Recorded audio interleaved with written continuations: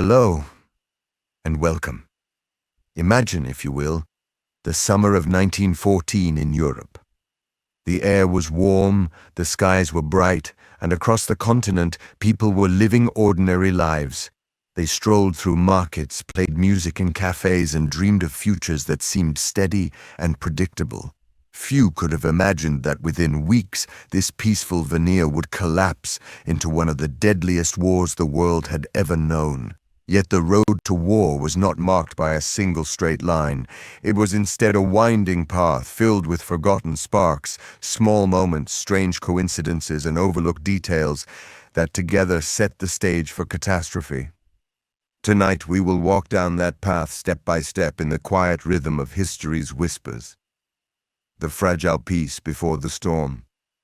At the turn of the 20th century, Europe was in many ways thriving. The Industrial Revolution had transformed cities, science was advancing, and literature and music flourished.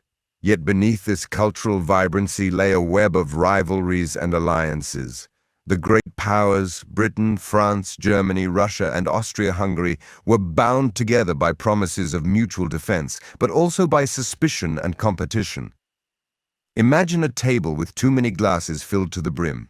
Each nation was one of those glasses, balanced precariously. A tiny bump could send one spilling, and in the chaos the others would tip too. This was Europe in 1914. But the common person didn't see the instability. They saw everyday life, a factory worker in Berlin making steel, a farmer in France tending to vineyards, a shopkeeper in London selling tea. The idea of a continent-wide war seemed distant, almost absurd. In fact, many thought that industrial progress had made large-scale wars impossible. The world is too interconnected now, some argued. War would destroy us all, so no one would dare. But as history would show, they were wrong. The spark in Sarajevo. The most famous event that lit the fuse was the assassination of Archduke Franz Ferdinand, heir to the Austro-Hungarian throne, and his wife Sophie. This story has been told many times, but often the strangest details are left out. On June 28, 1914, the couple traveled to Sarajevo, the capital of Bosnia. It was supposed to be a ceremonial visit, full of parades and speeches, but lurking in the crowd were members of a secret group called the Black Hand, young men determined to free Bosnia from Austro-Hungarian control. They carried pistols and grenades, ready to strike. Here's where the strange turns begin. The first assassin threw a bomb, but it bounced off the Archduke's car and exploded under another vehicle, injuring several officers. The would-be killer swallowed a cyanide pill and jumped into the river, but the poison was old and only made him vomit, and the river was too shallow to drown in. He was quickly captured. The Archduke continued his day, shaken but alive. He even insisted on visiting the hospital to see the injured. It was after this that fate intervened with almost cinematic irony. His driver took a wrong turn onto Franz Josef Street. Realizing the mistake, the car stopped to reverse, right in front of a cafe where one of the other assassins, Gavrilo Princip, happened to be standing. Princip stepped forward, drew his pistol, and fired 2 shots. Within minutes, Franz Ferdinand and Sophie were dead. Think of how many coincidences lined up in this moment. The wrong turn, the failed first attempt, the fact that Princip was at that exact street corner at that exact moment. If any one of these small details had gone differently, perhaps the Archduke would have survived and perhaps the world would have avoided war. But history often hinges on such fragile accidents. The dominoes begin to fall. The deaths of Franz Ferdinand and Sophie did not automatically mean world war. In fact, assassinations were not unusual in the politics of the time. What made this one different was the delicate balance of alliances and the rigid pride of empires. Austria-Hungary, humiliated by the killing of its heir, decided to strike back at Serbia, which it accused of harboring the conspirators. But Austria-Hungary was nervous. It needed the support of its ally Germany. Germany gave what became known as the blank check, essentially promising Austria-Hungary unconditional support no matter what. Serbia, on the other hand, looked to Russia for help because both nations shared Slavic ties.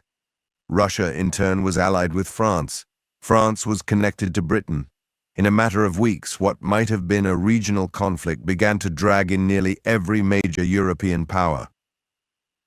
This is the forgotten lesson of 1914. The assassination was not the sole cause of the war, it was simply the spark. The real fuel was the network of alliances and the inability of leaders to step back. Each felt trapped, each felt compelled to act, and none could have imagined how terrible the consequences would be. The mood of the people. What did ordinary citizens think as their nations marched toward war? Surprisingly, many greeted it with excitement. Newspapers described the war as an adventure, a chance to prove national pride. Young men volunteered in droves, thinking they would be home by Christmas. They carried with them enthusiasm and even songs. In Paris, crowds filled the boulevards, cheering and waving flags. In Berlin, schoolboys joined parades, dreaming of glory. In London, the same sense of duty and thrill took hold. Few realized that they were stepping into years of mud, blood, and exhaustion. There's something almost haunting about these images, smiling faces boarding trains, unaware that many would never return. History holds within it the quiet tragedy of innocence marching toward destruction. Forgotten sparks. Beyond Europe. We often focus on Sarajevo, but other tensions had already primed the continent for conflict. For example, the naval arms race between Britain and Germany was at a boiling point. Both nations poured resources into building massive battleships called dreadnoughts, each determined to outshine the other. The seas became a stage for rivalry long before gunfire erupted on land. Meanwhile, in Africa and Asia, the great powers were competing for colonies. Germany felt cheated, believing Britain and France had taken the best territories. Resentment simmered. These global tensions meant that when the spark came, it didn't just ignite Europe, it set fire to the world. The role of miscommunication. Another forgotten aspect of 1914 is how much miscommunication fueled the crisis. Leaders exchanged telegrams, famously between Kaiser Wilhelm II of Germany and Tsar Nicholas II of Russia, pleading and threatening in equal measure. Historians call these the Willy-Nicky telegrams. Both cousins expressed a desire to avoid war, but their words were vague, their intentions unclear. While they hesitated, their armies mobilized and momentum carried events forward. It's sobering to think how fragile communication was. A delay in a telegram, a misunderstanding of a phrase, a misplaced tone. These small things contributed to decisions that unleashed millions of soldiers. The lesson here is timeless. Sometimes wars begin not because of grand strategies, but because of human error in understanding one another. The sleepwalkers. Some historians describe the leaders of 1914 as sleepwalkers, moving forward blindly, unaware of the abyss ahead. They weren't entirely reckless. Many genuinely believed they were defending their nations. But in their rigid pride, they failed to see the larger picture. Austria-Hungary thought a quick strike against Serbia would be simple. Germany thought its Schlieffen plan could knock out France quickly. Russia believed its vast manpower would intimidate its enemies. Britain believed it could stay on the sidelines but was soon drawn in. Each miscalculated, each underestimated, and once the gears began to turn, it was too late to stop them. Small details, immense consequences. Let us pause and reflect on some of the smaller, often forgotten details. The Black Hand conspirators were mostly teenagers, poorly trained and full of nerves. The idea that such a group could change the world feels almost surreal. The Archduke's car, a graph-stiffed, open-topped automobile, became a grim relic of history. Visitors today can still see it in a museum. Even Franz Ferdinand himself was not a beloved figure. Many in Vienna disliked him, yet his death became the excuse for a war that reshaped the globe. The famous phrase, "Home by Christmas," echoed across Europe, repeated by soldiers and civilians alike. It is a haunting reminder of how misjudged the war's length would be. The world on the edge. By late July 1914, the world stood on the edge. Austria-Hungary declared war on Serbia. Russia mobilized to defend its ally. Germany declared war on Russia, then France. When German troops invaded Belgium, Britain declared war on Germany. Within a week, Europe was engulfed. This chain reaction is one of the most chilling examples of how quickly peace can unravel. Imagine standing on a quiet street one day, and the next, hearing that your nation was at war. For millions, this was not imagination, it was reality. As we close this first chapter, let us remember, the road to World War I was not inevitable. It was paved with fragile choices, chance events, and human errors. A wrong turn in Sarajevo, a misunderstood telegram, a prideful refusal to back down. These were the sparks that lit the fuse. When we think of great wars, we often imagine vast battlefields and mighty generals, but sometimes history turns on the smallest hinges. And in 1914, those hinges swung wide open, ushering in a storm that would sweep across the world. As you drift into rest, picture those final summer days before the war began. The markets full of fruit, the streets filled with laughter, the world still innocent of the horrors to come. That innocence, like a candle in the wind, flickered out all too soon. Close your eyes and imagine a line drawn across Europe. Not a line on a map, but a scar across the earth itself, muddy, jagged, and stretching for hundreds of miles. This was the Western Front of the First World War. From the North Sea coast of Belgium down through France and beyond, the war was fought not in open fields of maneuver, but in ditches, dugouts, and tunnels. These were the trenches.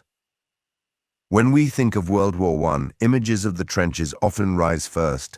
Endless mud, barbed wire, and weary soldiers huddled in cramped spaces. But the reality of trench life was far stranger, more complex, and more human than many imagine.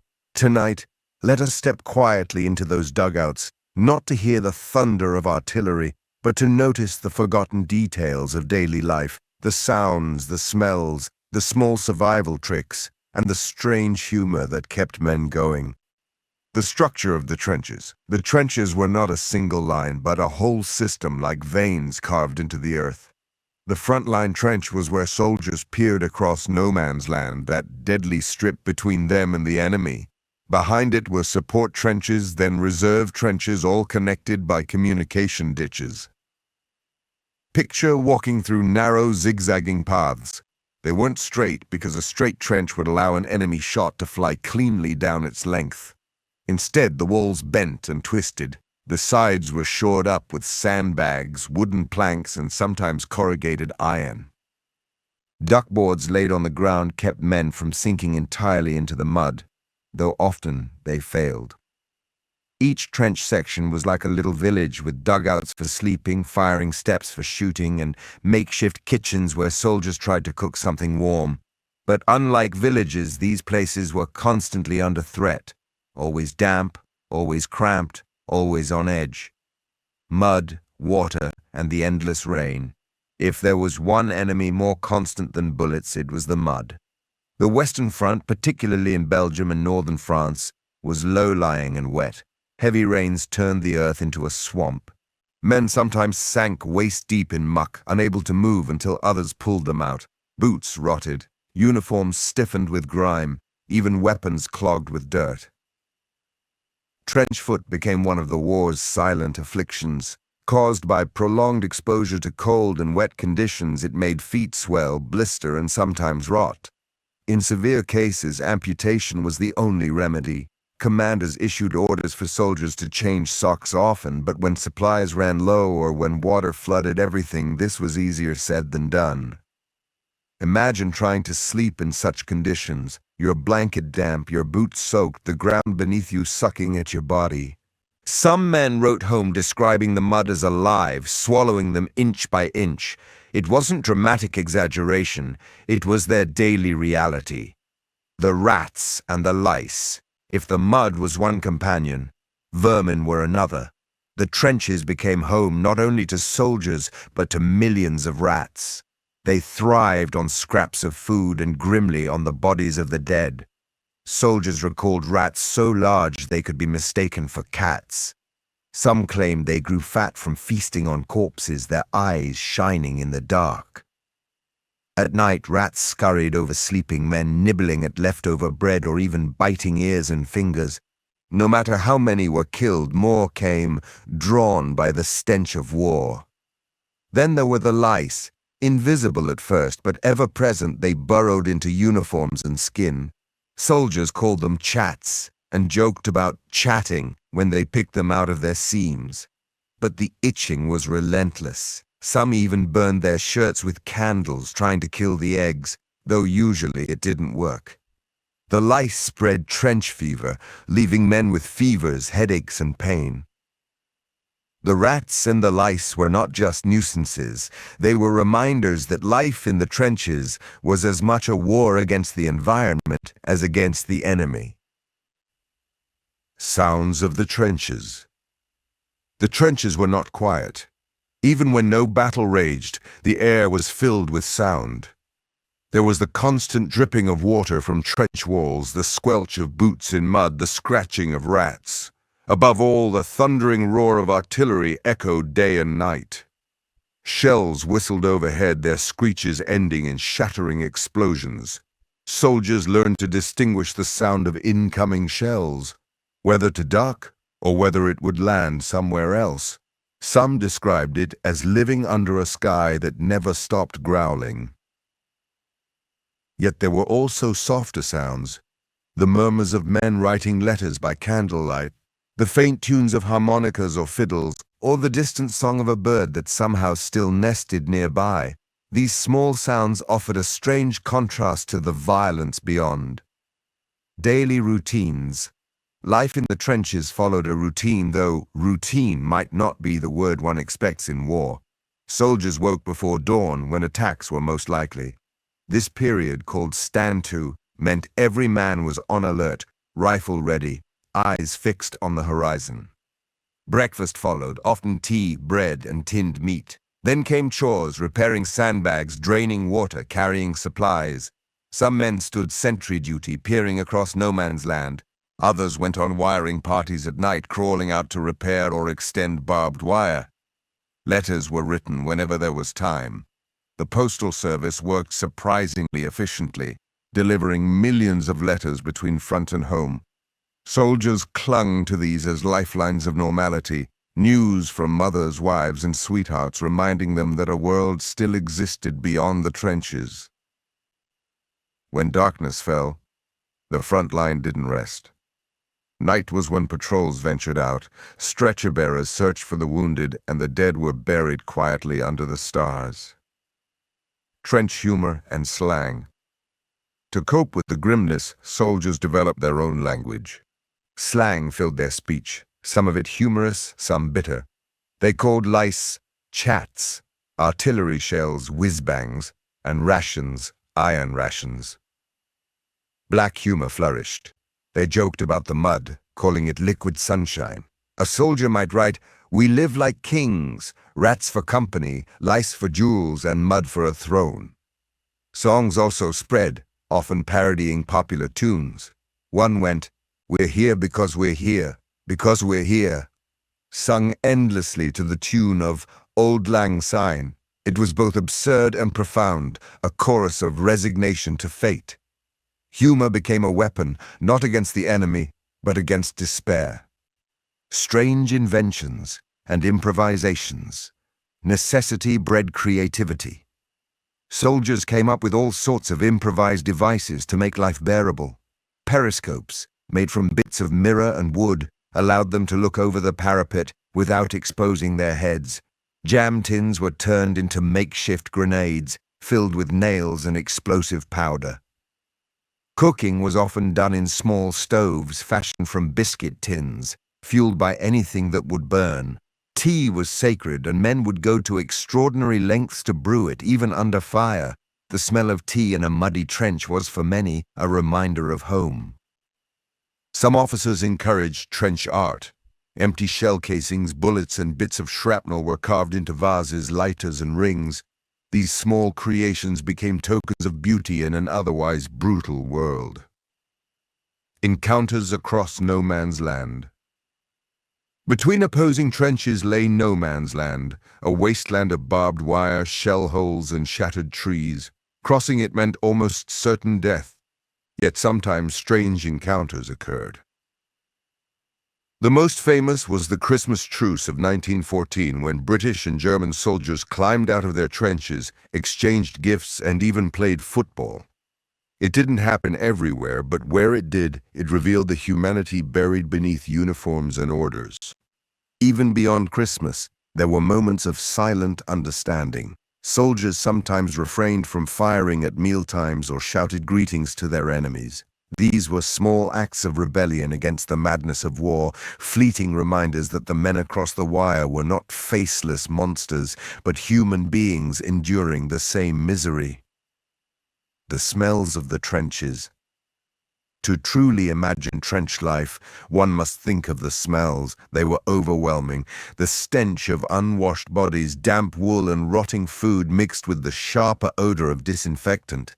Add to this the smoke of gunpowder, the acrid tang of chemicals, and most haunting of all, the presence of death.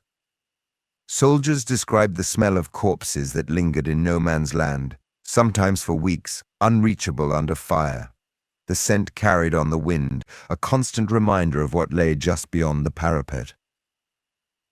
For those who lived it, trench warfare was not just a visual or physical experience. It was a sensory world of mud, noise, and odor, the waiting and the fear. Perhaps the greatest hardship of trench life was not the mud, the rats, or even the shells, but the waiting. Soldiers waited for attacks, for orders, for the next meal, for the war to end. Waiting created an endless tension, like a string pulled too tight. Fear became part of life, the fear of shells, of snipers, of gas attacks. At night, when flares lit up the sky, shadows danced on the barbed wire, and every sound seemed like an enemy creeping closer. And yet, amidst this, men found ways to endure. They wrote poems, they sketched, they laughed, they dreamed of home. Humanity persisted, even in the mud. Forgotten stories. There are countless small stories of trench life that rarely appear in history books. One British soldier described finding a frog swimming in his tea tin after leaving it uncovered overnight. He laughed, then drank it anyway. Another recalled how men used bayonets to toast bread over small fires, balancing the slices carefully so as not to burn them. Soldiers told of field mice that became pets, kept in pockets for warmth. Some remembered the silence after bombardments, the eerie stillness broken only by distant cries or the drip of water in the trench walls. These are the whispers of history, small and intimate, yet powerful in their honesty. The trenches of World War I were not just battlefields. They were homes, prisons, and graves all at once. They were places where young men grew old too quickly, where laughter and horror coexisted, where survival depended on socks, tea, and friendship as much as on rifles. When we think of war, it is easy to picture generals, maps, and sweeping strategies. But in truth, the war was lived day by day, hour by hour, by those in the trenches. Their world was one of mud and rats, but also of resilience, humor, and small acts of defiance against despair. As you drift now into rest, imagine the flicker of a candle in a dugout, the scratch of a pen on paper, a soldier writing home with mud on his boots and hope in his heart. The trenches were brutal, but within them, the human spirit endured. When we picture the First World War, we often imagine lines of soldiers in helmets, rifles at their shoulders, trudging through mud.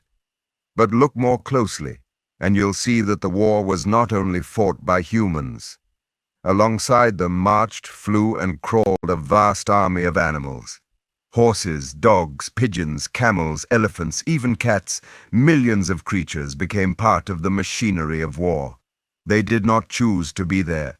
Yet their presence shaped the battlefield, carried supplies, saved lives, and lifted spirits. Tonight let us wander through that forgotten menagerie and discover the role animals played in the Great War, not just as tools of war, but as companions in suffering. Horses, the backbone of war. Long before tanks roared across battlefields, it was horses that carried the weight of armies. In 1914, cavalry still mattered, and generals imagined grand charges across fields, as in earlier centuries. But the reality of machine guns and barbed wire quickly ended that illusion. Cavalry charges turned disastrous, with horses and riders cut down in swaths. Yet horses remained essential. They pulled wagons of ammunition, hauled artillery guns, dragged supply carts, and carried wounded men to safety. Without them, armies would have ground to a halt. It's estimated that over 8 million horses died during the war, victims of exhaustion, starvation, gas, and shell fire. Imagine a scene. A team of weary horses, ribs visible beneath muddy hides, straining against harnesses to pull a heavy gun through knee-deep mud. Shells burst nearby, but they press on, urged by handlers who knew that if the gun stopped moving, men at the front would be left defenseless. Soldiers often formed deep bonds with their horses. Some gave them names, brushed them after long marches, and shared food when rations ran thin. In diaries, men wrote with affection, describing their horses' loyalty and patience. And when those animals died, the grief was genuine, mingled with the sorrow of losing comrades. Mules and donkeys, the tireless workers. Alongside horses were mules and donkeys, less glamorous, but often more dependable. Mules with their strength and endurance proved invaluable in rough terrain. On the Gallipoli Peninsula, where steep cliffs and narrow paths made wheeled transport impossible, mules carried water, ammunition, and supplies. Donkeys became famous for their service in carrying wounded men from the battlefield. One story stands out, that of Private John Simpson Kirkpatrick, an Australian stretcher-bearer at Gallipoli. He used a donkey nicknamed Duffy to transport injured soldiers down treacherous paths to medical stations. Day after day under fire, he and his donkey worked tirelessly. Eventually, Simpson was killed, but the memory of his partnership with the humble donkey became legendary, symbolizing courage and compassion. Dogs, guardians, messengers, and friends. Perhaps no animal's role in the war was more varied or more beloved than the dog. Messenger dogs. Trained to carry messages across battlefields, dogs proved faster and more reliable than runners. They could slip through barbed wire, dash across shell holes, and avoid enemy fire with uncanny instinct. With messages tied to their collars, they delivered vital communications that often meant the difference between life and death. Sentry dogs. Some dogs were trained to guard trenches, barking at the approach of strangers or alerting soldiers to danger. Their sharp senses caught what human ears and eyes could miss. Casualty dogs. In the chaos of no man's land, special dogs searched for the wounded. They carried medical supplies in packs, allowing injured soldiers to tend themselves until stretcher-bearers arrived. Some even dragged soldiers to safety. But beyond these official duties, dogs offered comfort. Soldiers adopted strays that wandered into trenches, sharing scraps of food with them. These animals became mascots, sources of affection in a bleak world. They slept alongside their masters, chased rats, and provided a small reminder of home. One famous dog, Stubby, served with the U.S. 26th Infantry. He alerted troops to gas attacks, found wounded men, and even caught a German spy by grabbing his trousers until soldiers arrived. Stubby became so beloved that he was later promoted to sergeant, honored with medals, and lived out his days as a celebrated veteran. Pigeons, the feathered couriers. In an age of telegraphs and radios, it may seem strange that pigeons played such a crucial role. Yet homing pigeons proved one of the most reliable methods of communication during the war. Fitted with small canisters tied to their legs, they carried messages over long distances, soaring above battlefields where wires were cut and signals jammed. Their success rate was astonishing. Up to 95% of messages reached their destination. One pigeon, Cher Ami, became famous during the war. Serving with the U.S. Army in France, she carried a message from a trapped battalion surrounded by German forces. Despite being shot, blinded in one eye and badly injured, Cher Ami flew 25 miles in just half an hour, delivering the message that saved nearly 200 men. She was awarded the French Croix de Guerre and became a symbol of feathered heroism.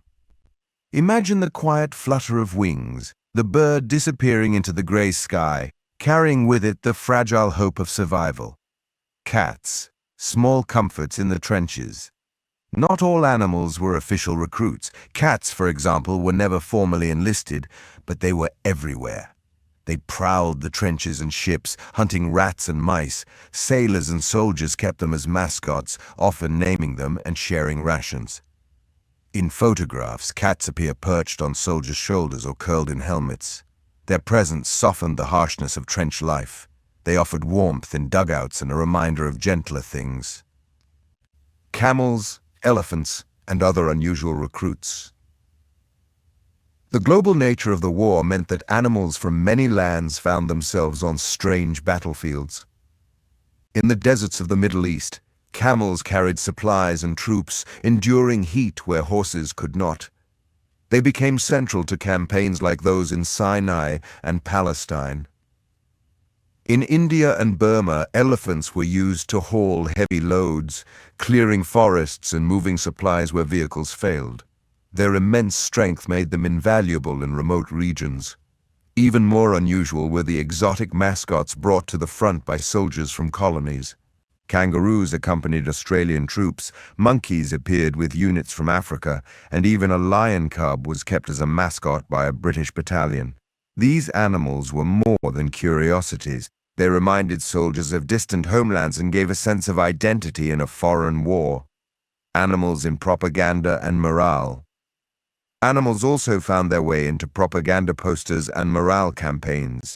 Images of loyal dogs, brave horses, and heroic pigeons appeared on recruitment materials, encouraging support for the war. They symbolized loyalty, sacrifice, and endurance, qualities armies wanted to inspire in men. Meanwhile, mascots and pets became symbols for individual units. A goat might march at the head of a regiment, or a bear might appear in photographs with troops.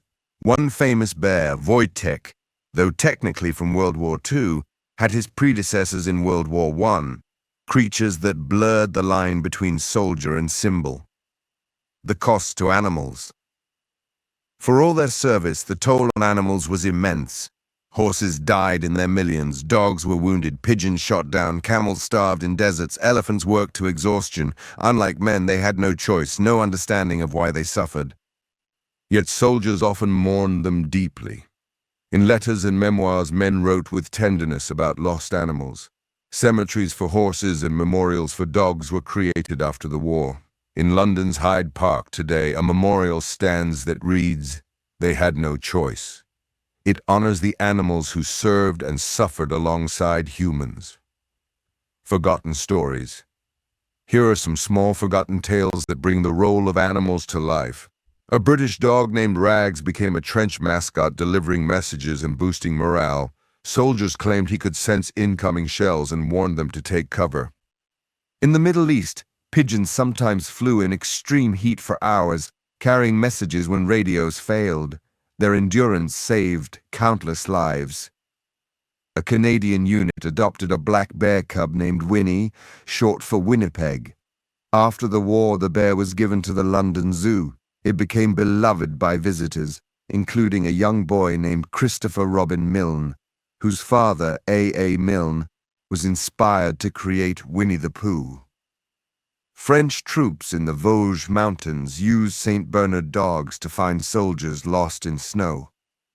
These stories remind us that animals were not just tools, they were companions whose presence rippled into culture, memory, and even children's literature. Companionship and survival. Perhaps the most enduring role of animals was companionship. In a world of mud, noise, and death, a dog's wagging tail, a horse's steady eyes, or a cat's quiet purring could ease despair. Soldiers hugged their pets, talked to them, and found in them a connection to life beyond the battlefield. These creatures could not speak, could not judge, and could not betray. They offered unconditional loyalty in a time when everything else was uncertain. As we leave this chapter, let us remember that the Great War was not fought by humans alone. Animals bore burdens, carried messages, comforted the weary, and gave their lives without understanding the cause. They were drafted into humanity's conflict not by choice, but by necessity. Tonight, as you drift into sleep, picture not just the soldiers in their muddy trenches, but the horses trudging beside them, the dogs running across no man's land, the pigeons soaring into gray skies, and the cats curled in quiet dugouts. They are the forgotten army of the Great War, whose loyalty and sacrifice deserve to be remembered. When war breaks out, we often picture men in uniforms, marching to the front with rifles on their shoulders. Yet the First World War was not fought by men alone. Far from the trenches, in factories, fields, hospitals, and homes, women stepped into roles that reshaped society.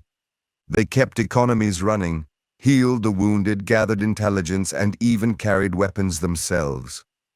The story of women in the Great War is often told in passing, but it is vast and complex. It is a story of sacrifice and endurance, but also of transformation. Tonight, we will walk quietly into this story, exploring the forgotten details of how women's lives and the world itself changed between 1914 and 1918. Before the war, women's lives in 1914. At the dawn of the 20th century, women's roles in most societies were tightly defined. In Britain, France, Germany, Russia, and beyond, women were expected to tend homes, raise children, and serve families. A small number worked in offices or as teachers, but careers in politics, law, or medicine were rare. The suffrage movement was growing, demanding the vote, but progress was uneven. Some women marched, wrote pamphlets, or chained themselves to railings, but many governments resisted their voices. When war broke out in 1914, few could imagine how drastically it would transform women's roles. Yet as millions of men left for the front, societies faced a simple truth. Without women, nations would grind to a halt. Women in industry, the munitionettes. Perhaps the most iconic image of women in World War I is that of the munitionette. With men gone, women stepped into factories producing the shells, bullets, and weapons that fueled the war. Imagine rows of women in overalls, their hands blackened by powder, working long shifts in noisy plants. They filled artillery shells with explosives, a dangerous task that earned them the nickname Canary Girls. Why canaries? Because the chemicals they handled stained their skin yellow and damaged their health. The work was exhausting and perilous. Accidents were common, factories exploded, leaving dozens dead, yet the women pressed on, knowing their labor was as vital as soldiers' rifles. In Britain alone, hundreds of thousands of women worked in munitions. Posters urged them on with patriotic slogans declaring, "Women of Britain say go." Governments celebrated their efforts, even as they paid them less than men for the same work. Still, for many women, factory work was more than duty. It was independence. For the first time, they earned wages of their own, stepping outside the confines of traditional domestic life. Women on the land, the fields of war. As armies consumed food, agriculture became critical. With male farmers gone, women filled the gap. In Britain, the Women's Land Army was created, recruiting women to plow fields, milk cows, and harvest crops. Picture young women in boots and breeches guiding horses through muddy fields, learning to wield scythes and sow seeds. For many, it was their first time outside city life. They faced skepticism, some mocked them as farmerettes. yet they proved themselves capable. In France, women worked the land tirelessly. Villages emptied of men were held together by wives, mothers, and daughters who tilled soil, tended livestock, and managed farms. In letters, soldiers often thanked their families for keeping food on the table while they fought. The sight of women driving tractors, repairing fences, and carrying heavy loads became common. Quietly, these women ensured that nations did not starve. Women in medicine, angels of mercy. The war created an unprecedented demand for nurses. Hospitals overflowed with wounded men, those burned by gas, shattered by shrapnel, or scarred by bullets. Women answered the call in enormous numbers, serving as nurses, ambulance drivers, and medical aides. The British nurse Edith Cavell became one of the war's most famous figures. Working in Belgium, she not only cared for soldiers but also helped Allied troops escape German-occupied territory. Arrested by German authorities, she was executed by firing squad in 1915. Her death sparked outrage, and she was remembered as a martyr of compassion and courage. In France, the Red Cross mobilized thousands of women. In Russia, women volunteered in field hospitals near the front. American women crossed the Atlantic to serve in makeshift wards, often in tents pitched near trenches. These women faced horrific sights: men without limbs, gas burns that scarred faces, endless cries of pain. Yet they washed wounds, comforted the dying, and wrote final letters for soldiers who could no longer hold pens. One nurse described her ward at night: the dim light of oil lamps, rows of pale faces, the air filled with groans, and still she carried on, whispering words of reassurance, offering a touch of kindness in a sea of suffering. Women in espionage, spies, and secrets. Not all women in the war wore uniforms. Some moved in the shadows, gathering intelligence, passing secrets, and risking their lives as spies.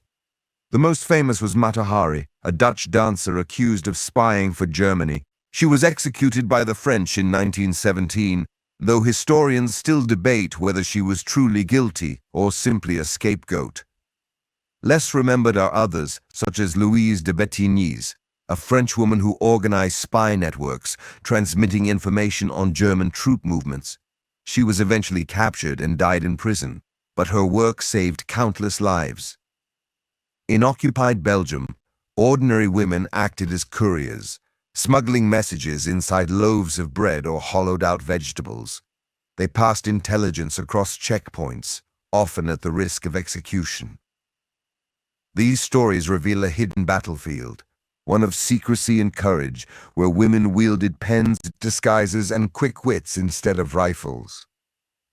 Women in combat, breaking the boundaries. Though most women were kept from combat roles, some took up arms.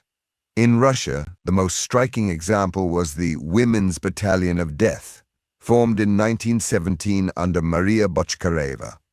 These women, dressed in uniforms, marched with rifles, determined to shame men into fighting harder. Bochkareva herself was a remarkable figure. Illiterate for much of her life, she convinced Tsar Nicholas II to let her fight. She led her battalion in combat, earning respect for her bravery. Though the unit was short-lived, its very existence challenged traditional ideas of gender. Elsewhere, women disguised themselves as men to enlist. Records exist of women in both Allied and Central armies who cut their hair, bound their chests, and fought undetected until discovered. Their stories are scattered, often hidden in footnotes, but they remind us that determination knows no boundary of gender. Women and propaganda, shaping the home front.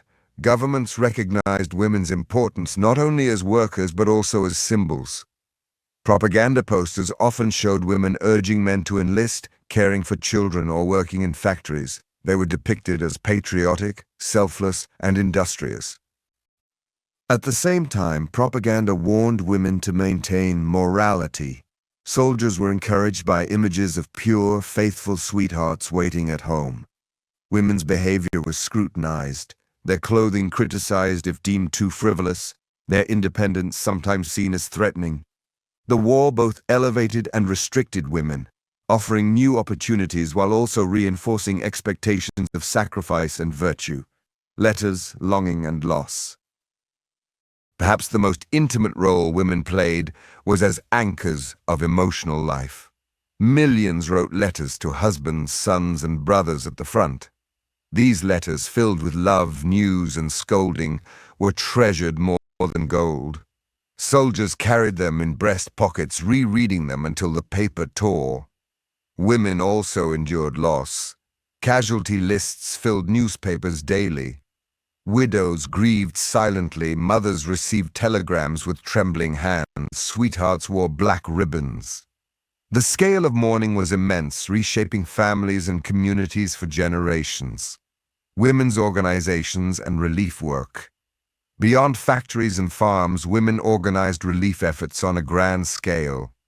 In Britain, the Voluntary Aid Detachments, VADs, mobilized thousands of women to serve as nurses, drivers, and clerks.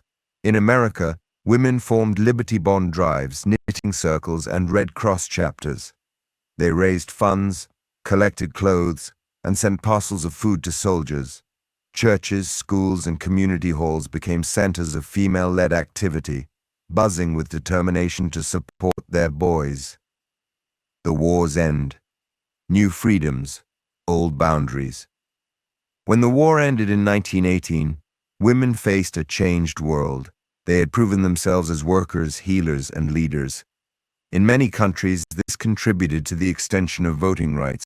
British women over 30 gained the vote in 1918. In Germany, women won suffrage the same year. In the United States, the suffrage movement gained strength, leading to the 19th Amendment in 1920. Yet change was uneven. Many women were pushed out of jobs when men returned, told to resume domestic roles. Wages remained unequal, and prejudice lingered. Still, the war had opened doors that could not fully close again.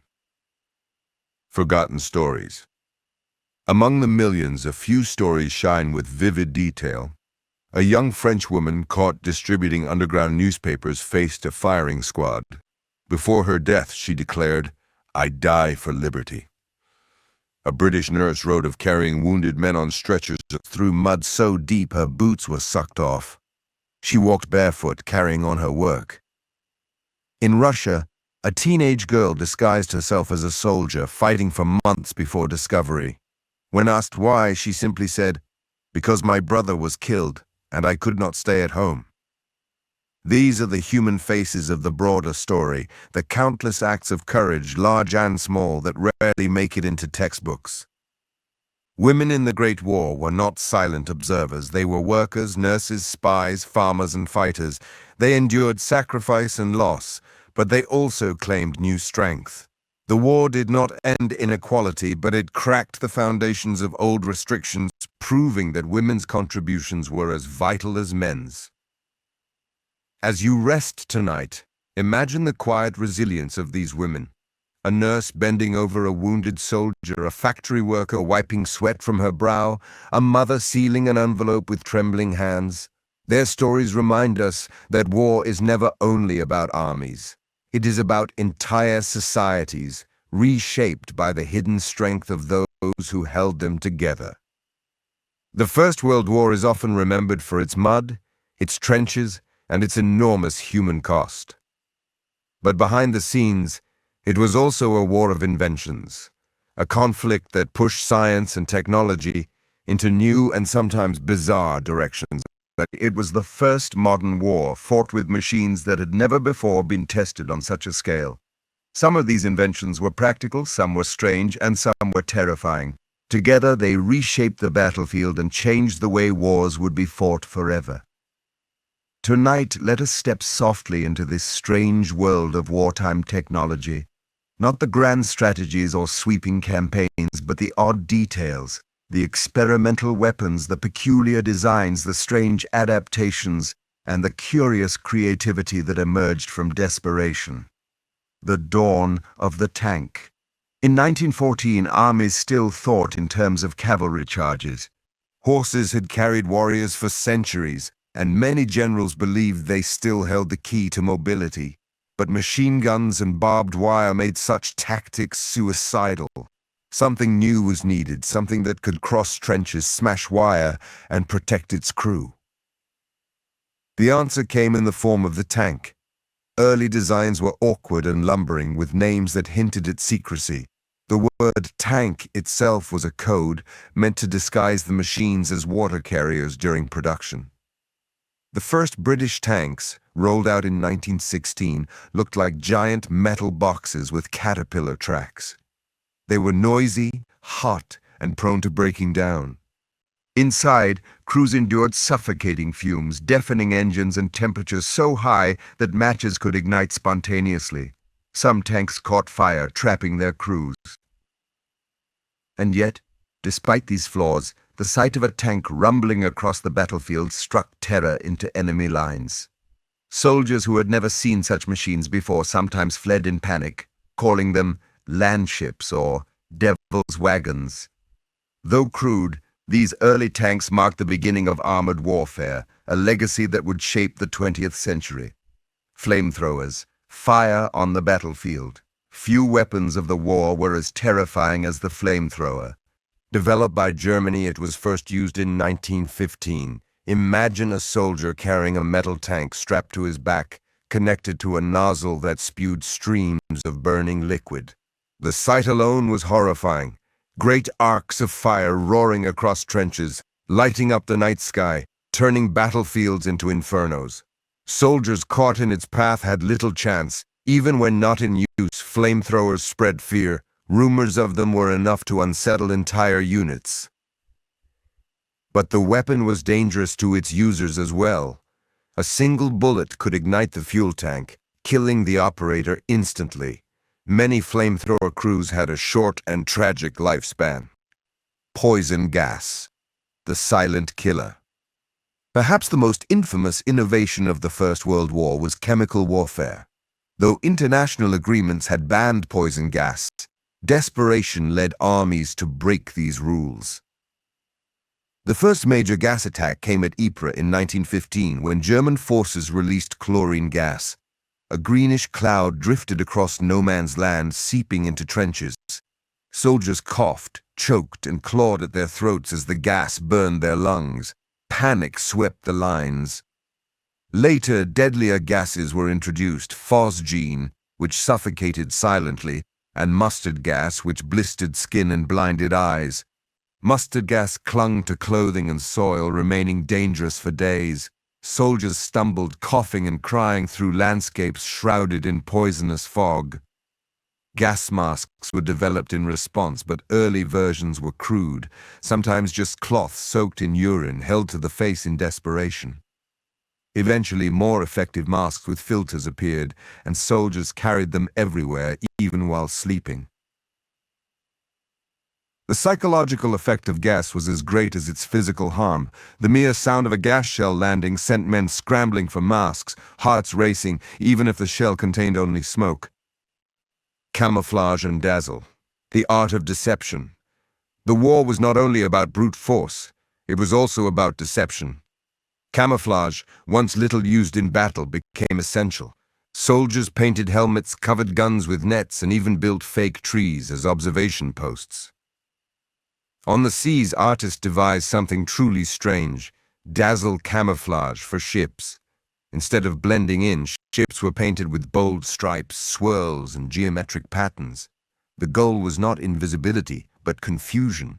Through periscopes, submarine captains struggled to judge the ship's speed and direction, making it harder to aim torpedoes. These dazzling designs turned warships into floating works of abstract art. One observer described them as a cubist's dream gone mad. Though effectiveness was debated, the sheer creativity stands out as one of the war's oddest innovations. Airplanes, from reconnaissance to dogfights. When the war began, airplanes were fragile machines, used mainly for reconnaissance. Pilots carried cameras, sketchbooks, and sometimes pistols to fire at enemy planes. At first, they waved politely when passing one another in the sky, but politeness soon gave way to combat. guns were mounted, and the first dogfights began. Engineers invented synchronizing gears that allowed machine guns to fire through propellers without hitting the blades. Ace pilots, like Manfred von Richthofen, the Red Baron, became legends. Their exploits turned into tales of chivalry amid carnage. Airplanes also dropped bombs, though early versions were simply grenades tossed over the side. By the end of the war, bombers carried heavier loads, foreshadowing the strategic bombing campaigns of the future. To soldiers in trenches, the buzzing of engines overhead brought both awe and dread. The sky, once a place of birds and clouds, had become a new battlefield. Submarines and the silent war at sea. Beneath the waves, submarines waged their own secret war. Germany's U-boats prowled the Atlantic, sinking merchant ships with torpedoes. The most infamous case was the Lusitania, sunk in 1915, killing nearly 1,200 people, including civilians. For sailors, the threat of submarines was terrifying. They were nearly invisible, striking without warning. To counter them, navies developed depth charges, hydrophones, and convoy systems. Life aboard submarines was cramped and suffocating. Crews lived in tight quarters, surrounded by machinery and the ever-present risk of drowning, yet the submarine proved its worth, changing naval warfare forever. Listening devices and early radar. With aircraft and submarines came the need to detect them. Engineers experimented with strange devices, giant acoustic mirrors, huge concrete dishes that amplified sound, allowing listeners to detect approaching planes.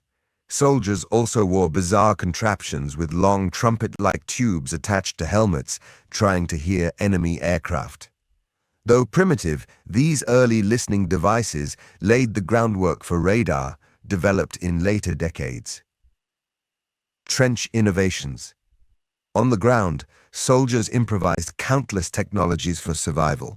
Periscope rifles allowed them to fire over trench parapets without exposing themselves. Steel helmets, introduced mid-war, saved countless lives from shrapnel. Gas alarms, often just gongs or empty shells banged loudly, warned of chemical attacks. Some inventions were stranger still. Soldiers used mirrors to signal across trenches, or built makeshift grenades from empty cans. One British officer even proposed using glowworms in jars as reading lights, their faint glow illuminating maps at night. The strange world of trench raids. Technology also inspired unusual tactics. Trench raids, small nighttime assaults, relied on stealth. Soldiers carried clubs, knives, and sometimes improvised weapons like sharpened entrenching tools. Pistols were preferred to rifles for their silence. Blackened faces and muffled boots turned men into shadows creeping across no man's land. The war encouraged not only large machines but also intimate tools of violence adapted for the peculiar world of trench warfare. The impact of telegraphs and telephones. Behind the lines, communication technology evolved rapidly. Telegraphs and telephones linked commanders to the front, though wires were constantly cut by shell fire. Portable field telephones appeared, carried by signalers who risked their lives stringing wires under fire. Wireless radios were bulky and unreliable, but hinted at the future of communication. Meanwhile, runners, dogs, and pigeons still played vital roles, showing that even in an age of machines, older methods remained essential. The birth of psychological warfare. Technology wasn't just about weapons. It was also about influence. Loudspeakers were used to broadcast propaganda across trenches. Airplanes dropped leaflets urging enemy soldiers to surrender. Some armies even experimented with sound recordings, playing fake battle noises to confuse opponents. These methods seem crude compared to modern propaganda, yet they reveal how technology was already entwined with psychology. Medicine and technology. The war spurred advances in medical technology. Blood transfusion techniques were developed using refrigeration to store blood for the first time. X-rays were widely used to locate shrapnel. Plastic surgery advanced as doctors tried to rebuild faces shattered by shells. Ambulances, once horse-drawn, became motorized, speeding evacuation from front to hospital. For the wounded, these technologies meant survival where once there would have been none. The strange futility of some inventions. Not all wartime inventions succeeded. Engineers proposed ideas that never took off. Giant wheeled tanks the size of houses, underground tunneling machines, even schemes to drop explosives by balloons guided with wires. Many were too impractical or fragile, abandoned after costly trials. These oddities remind us that innovation often stumbles before it succeeds. The human side of technology. Behind each invention were human stories. Engineers worked tirelessly, sometimes in secret, to outwit the enemy. Soldiers adapted these technologies with ingenuity, turning the tools of destruction into lifelines. And yet, for all their brilliance, these machines also deepened the war's horror. Poison gas scarred lungs. Flamethrowers spread terror. Tanks crushed men beneath their treads. Technology promised solutions, but often delivered new nightmares. The First World War was a laboratory of strange inventions, from lumbering tanks to fluttering pigeons, from blazing flamethrowers to dazzlingly painted ships. Technology reshaped the battlefield in ways that were both ingenious and grotesque. As you close your eyes tonight, imagine the hum of an early airplane overhead, the rattle of a tank across mud, the ghostly cloud of gas drifting silently across fields. These were the sounds and sights of a world learning for the first time the true power and peril of modern machines. And perhaps remember this: behind every invention, however strange, was a human hope that it might bring victory or survival or simply a moment's advantage. In the end, though, technology could not stop the suffering. It could only change its form. When we think of the First World War, our minds almost always turn to the Western Front, the endless trenches in France, the mud of Flanders, the names of battles like the Somme, Verdun, and Ypres. Yet the war was far larger than that narrow strip of land. It stretched across continents, across seas, and into corners of the world that are often overlooked. These forgotten fronts were just as real, just as bloody, and just as transformative. Soldiers marched through deserts, jungles, and mountains. Colonial troops crossed oceans to fight in lands they had never seen. Small towns in Africa or Asia felt the rumble of a global war. Tonight, let us leave the familiar fields of France and wander through these other landscapes, the quieter but equally haunting chapters of the Great War. The Eastern Front, a war of movement. Unlike the stalemate in the West, the Eastern Front was vast and shifting. Stretching from the Baltic to the Black Sea, it was a theater of sweeping advances and retreats. German, Austro-Hungarian, and Russian armies clashed across plains, forests, and rivers. Here, battles involved millions, but the scale of land meant no endless trenches. Instead, soldiers endured long marches, freezing winters, and poor supplies. Horses froze in the snow. Entire villages were burned. Civilians fled in waves, creating one of the first modern refugee crises. The Battle of Tannenberg in 1914 was a German triumph, crushing a Russian army through speed and coordination. Yet for ordinary soldiers, such victories or defeats mattered little compared to hunger, exhaustion, and the sheer size of the front. In letters, Russian peasants wrote of fighting in uniforms that fell apart, carrying rifles without bullets. Some faced enemies armed with far better equipment. The Eastern Front was not just a clash of armies, it was a grinding machine that tore apart an empire. By 1917, Russia collapsed into a revolution, its war effort crumbling amid unrest at home. The Italian front, war in the mountains. Far to the south, another front wound through the Alps. Italy entered the war in 1915, fighting against Austria-Hungary along a rugged mountain border. Imagine men not in muddy trenches, but on icy cliffs. Battles here took place at altitudes where snow never melted. Soldiers dug tunnels through glaciers, built cable cars to move supplies, and fought among jagged peaks. Avalanches killed as many as artillery shells. One soldier described scaling cliffs in silence, rifles slung on backs, clinging to ropes while snow blinded their eyes. Another recalled nights when frostbite claimed fingers and toes more quickly than enemy fire. The battles along the Isonzo River became infamous. 11 major offensives battered the same terrain, with little gain. In 1917, at Caporetto, Italian lines collapsed, sending armies in retreat. Yet through all of this the soldiers endured, perched between heaven and earth, their war fought among clouds. The Gallipoli Campaign, a costly gamble. On the shores of modern-day Turkey, the Allies launched one of the war's most ambitious but ill-fated campaigns. In 1915, they sought to knock the Ottoman Empire out of the war by seizing the Dardanelles Strait. Troops from Britain, France, Australia, and New Zealand, known as Anzacs, landed on rugged beaches.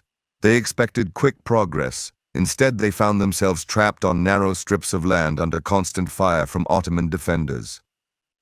The campaign became a brutal stalemate. Heat baked the soldiers by day, cold winds froze them by night. Flies swarmed over corpses, water was scarce, letters home spoke of thirst, hunger, and endless danger. For the Anzacs, Gallipoli became a defining moment of national identity, remembered each year on Anzac Day. For the Ottomans, it was a triumph, led by a rising commander, Mustafa Kemal, later known as Ataturk, the founder of modern Turkey. For all, it was a costly lesson in the limits of ambition. The Middle Eastern fronts, desert war. The war also spread into the deserts of the Middle East. Ottoman armies clashed with British, Arab, and imperial troops in campaigns that stretched across Sinai, Palestine, Mesopotamia, and Arabia. In Mesopotamia, modern-day Iraq, British forces advanced slowly along the Tigris and Euphrates. Heat, disease, and logistical chaos made progress miserable. At Kut in 1916, an entire British Indian force surrendered after months of siege, a humiliation that scarred the campaign. Meanwhile, in the Arabian Peninsula, Arab rebels rose against Ottoman rule, supported by British officers. One of the most famous was T.E. Lawrence, remembered as Lawrence of Arabia. He worked with Arab leaders to stage guerrilla attacks on railways and outposts, striking swiftly in the desert. Camels carried supplies across vast distances. Water became more precious than bullets. Men marched under a blazing sun. Their war fought against both enemy armies and the unforgiving desert itself. The war in Africa. Africa, too, became a battlefield. The continent was carved into colonies controlled by European powers, and when war erupted, these territories were drawn in. In German East Africa, modern-day Tanzania, German forces under General Paul von Lettow-Vorbeck waged a remarkable guerrilla campaign. With a small force of German officers and thousands of African soldiers, known as askaris, they tied down far larger British, Belgian, and Portuguese forces for the entire war. Marching through jungles and savanna, Lettow-Vorbeck's troops lived off the land, striking suddenly, then vanishing into wilderness. Disease killed more than combat. Malaria, dysentery, and exhaustion ravaged armies unused to the terrain. Elsewhere in Africa, colonial troops from Senegal, Nigeria, India, and South Africa fought in campaigns to seize German colonies. For many, it was their first exposure to global conflict. For civilians, the war brought disruption to trade, forced labor, and shortages that reshaped lives far from Europe. The war in Asia and the Pacific. The war's reach extended even farther. In China, Japan entered the war on the side of the Allies, quickly seizing German-held territory at Qingdao and islands in the Pacific. For Japan, the war was an opportunity to expand influence, setting the stage for future tensions in Asia. Indian troops, part of the British Empire, fought not only in Europe but in Mesopotamia, East Africa, and Palestine. Letters home describe the strangeness of snow in France or deserts in Arabia, worlds far from their villages. Sikh, Gurkha, and Muslim regiments carried traditions into distant lands, their presence a reminder that the war was truly global. The Forgotten Seas. Beyond the trenches and deserts, the war raged at sea. The North Sea saw blockades, mines, and battles between British and German fleets.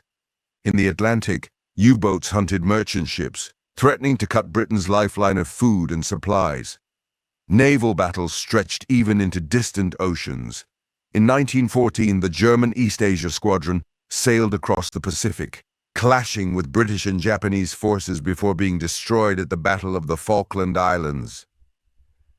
For sailors, life meant cramped quarters, rolling seas, and the constant threat of torpedoes. The Forgotten Seas were just as deadly as the front lines on land. The role of colonies. Perhaps the most overlooked aspect of the Forgotten Fronts is the contribution of colonial soldiers. From India, Africa, the Caribbean, Canada, Australia, and New Zealand, millions served. Senegalese tirailleurs fought bravely in France. Indian sepoys endured the mud of Flanders and the deserts of Mesopotamia. Canadian troops gained fame at battles like Vimy Ridge. Caribbean workers labored in supply lines, often without recognition. For many, this was a chance to prove loyalty or to seek independence. The war planted seeds of change in colonial societies as veterans returned with new ideas and expectations. Civilians on the Forgotten Fronts. Civilians too bore the cost. Villages in Eastern Europe burned as armies passed back and forth. Farmers in Mesopotamia lost crops to marching troops. African communities were uprooted by forced recruitment and requisition. In the Middle East, famines struck Lebanon and Syria, worsened by blockades and poor harvests. In Armenia, tragedy unfolded as mass deportations and massacres devastated populations under Ottoman rule. These are often overshadowed by trench warfare, but they reveal the war's global cruelty. Stories from the Forgotten Fronts. The Forgotten Fronts are full of stories rarely told. An Indian soldier in France wrote home that he had seen snow for the first time, describing it as white cotton from the sky. A German officer in Africa described his men marching hundreds of miles barefoot, surviving on wild plants. An Italian soldier in the Alps recalled avalanches that buried entire battalions in silence. At Gallipoli, a New Zealand soldier wrote of hearing waves lapping against the shore even as shells whistled overhead. These fragments remind us that the war was not just one story, but thousands, scattered across every corner of the globe. The global shadow. The Forgotten Fronts mattered not only in their time, but in their legacies. The collapse of the Russian Empire, the birth of modern Turkey, the stirrings of Arab nationalism, the seeds of independence in India and Africa, all were shaped by the war's global reach. Though textbooks often focus on France and Belgium, the war was never just European. It was global, dragging distant peoples into a storm not of their making, leaving scars still visible today.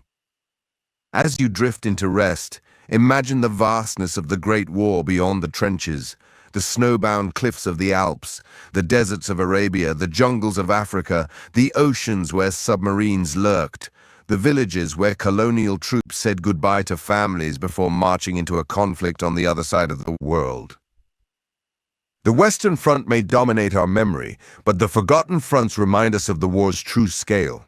They whisper that suffering, courage, and endurance were not confined to one place. They stretched across the globe. And perhaps the quiet lesson is this, that even when history seems to center on one narrow line of mud, there are always other stories, other voices waiting to be remembered. War is often remembered in terms of weapons, battles, and strategies.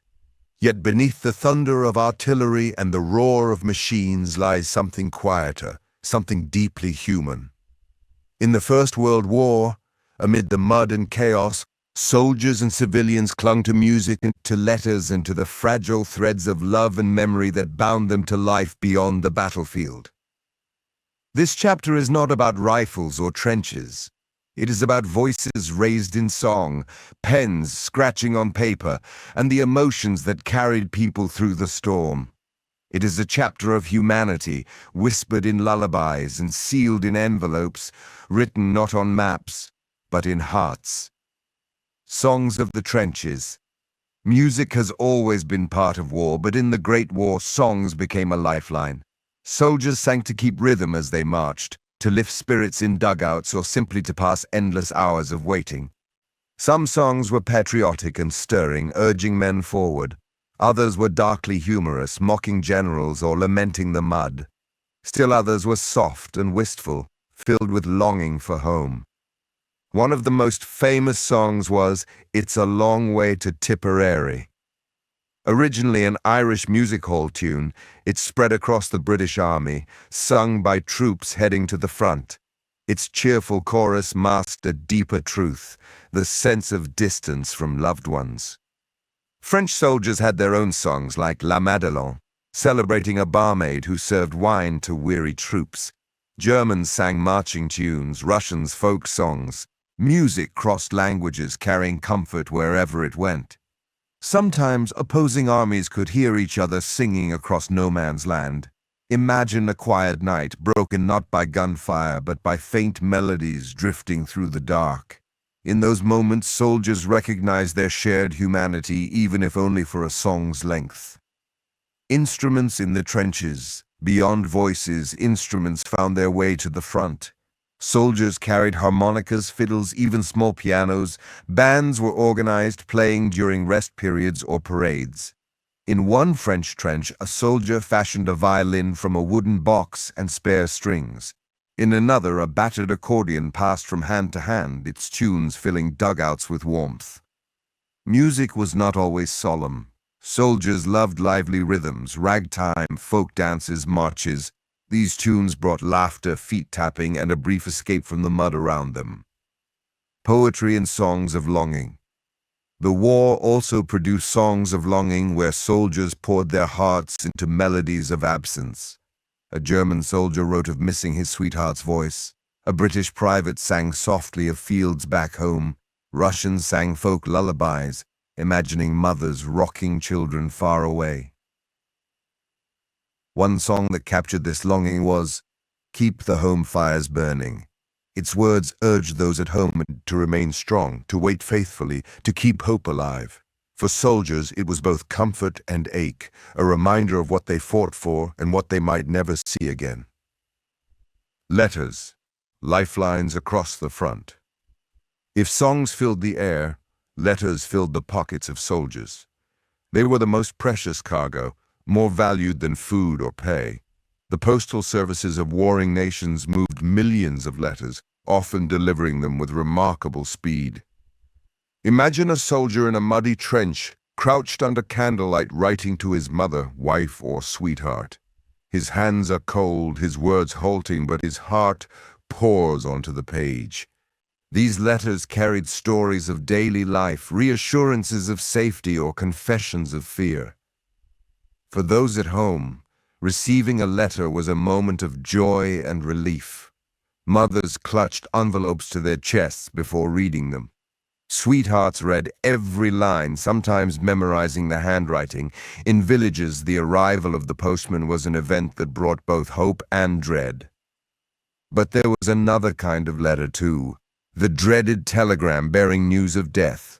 Delivered by officials, it froze hearts, turned homes silent, and marked lives forever. Censorship encoded words. Letters were not always free. Censors read them, blacking out details of troop positions or battles. Soldiers learned to write in code, using small phrases to hint at conditions. The weather is damp might mean heavy shelling. We are cheerful might mask despair. Some men enclosed pressed flowers or small sketches. Others wrote poetry, finding beauty even in desolation. These small touches gave letters a soul beyond mere words. Love in wartime. Love survived even in the trenches. Soldiers wrote tenderly to wives and fiancées, sometimes proposing marriage in shaky handwriting. Women replied with encouragement, promises of waiting, photographs tucked inside envelopes. In some cases, soldiers carried these letters into battle, keeping them close in breast pockets. Many were found later, blood-stained alongside the fallen.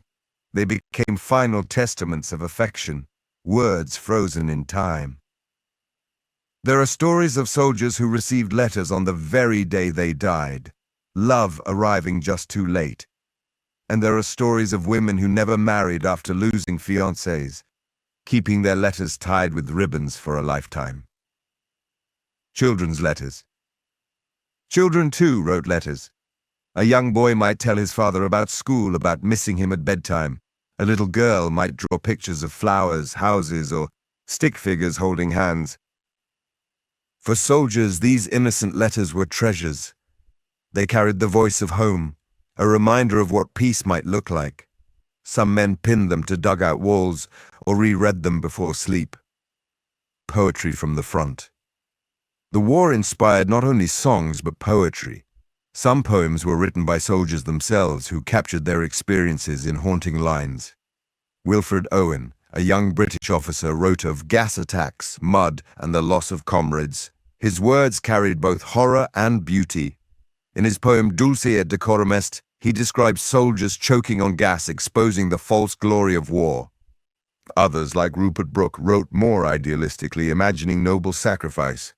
His sonnet, The Soldier, spoke of England remembered in a foreign grave. These poems, written in muddy notebooks, became voices for generations, revealing the heart of war in ways statistics never could. The Christmas Truce of 1914. One of the most touching moments of music and humanity came during the Christmas Truce of 1914. Along parts of the Western Front, British and German soldiers laid down their weapons. It began with singing. German voices rose with Stille Nacht, Silent Night. British soldiers responded with their own carols. Soon men emerged from trenches, shaking hands, exchanging gifts, even playing football in no man's land. For a few hours the war paused. The human heart triumphed over orders. Letters written afterward described the surreal joy of sharing chocolate, tobacco, or photographs with men who days later would again be enemies. Though commanders quickly forbade such truces, the memory lingered, a reminder that even in the darkest times, music and goodwill could cross barbed wire. The role of music at home. Music was not only in the trenches. At home, families gathered around pianos singing songs of hope. Music halls rang with patriotic tunes. Women sang lullabies to children whose fathers were at war. Some songs encouraged enlistment. Others urged perseverance, but many were simply about keeping spirits alive. Records and sheet music became popular, spreading tunes far and wide. Music helped bridge the gap between front and home, giving both soldiers and families a shared language of endurance. Mourning and music. After battles, music also played a role in mourning. Military funerals featured bugles sounding the last post. Bands played solemn hymns. These sounds echoed across fields, marking the passing of lives in a way words could not. In villages, church bells tolled for the dead. In homes, families hummed the songs soldiers once loved, holding on to memories through melody, forgotten stories of music and letters. Scattered among archives are countless small stories. A British soldier carried a harmonica throughout the war, playing tunes each evening for his unit. They called him the Music Man.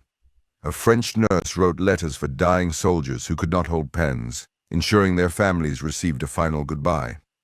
A German violinist played in a dugout during bombardments, the notes mixing with the thunder of guns. An American soldier kept his fiancée's letters sewn into his uniform lining, reading them before every battle. These stories, though small, reveal how music and letters were not luxuries. They were survival tools for the human heart. The human heart amid war. At its core, this chapter is not about songs or letters themselves, but about what they carried: hope, love, memory. In the face of mud and death, people reached for melodies and words, refusing to let war erase their humanity. Soldiers sang of home, wrote to sweethearts, hummed tunes under shellfire. Families replied with letters scented with lavender, with pressed flowers, with faith that their loved ones would return. The Great War was fought with machines, but it was endured with music and letters, with the fragile strength of the human heart. As you drift into rest, imagine the soft notes of a harmonica in a dark trench, the murmur of soldiers singing together, the scratch of a pen writing, "I am safe, do not worry." Picture a mother opening an envelope, her hands trembling, her eyes filling with tears of joy or sorrow. War may have silenced many voices, but through songs and letters those voices still echo. They whisper across a century, reminding us that even in the bleakest times, humanity finds ways to sing, to love, and to endure. War is often told in solemn tones: dates, battles, generals, and numbers. Yet behind the formal histories lie stories that are almost unbelievable, tales so strange that they seem more like legend than fact. The First World War, with its chaos and its vast cast of millions, produced countless such stories. Some are humorous, others haunting, some reveal accidents of fate, others show the resilience of the human spirit. Tonight, let us wander through this gallery of unusual tales, stories of ghosts, luck, survival, and extraordinary coincidence.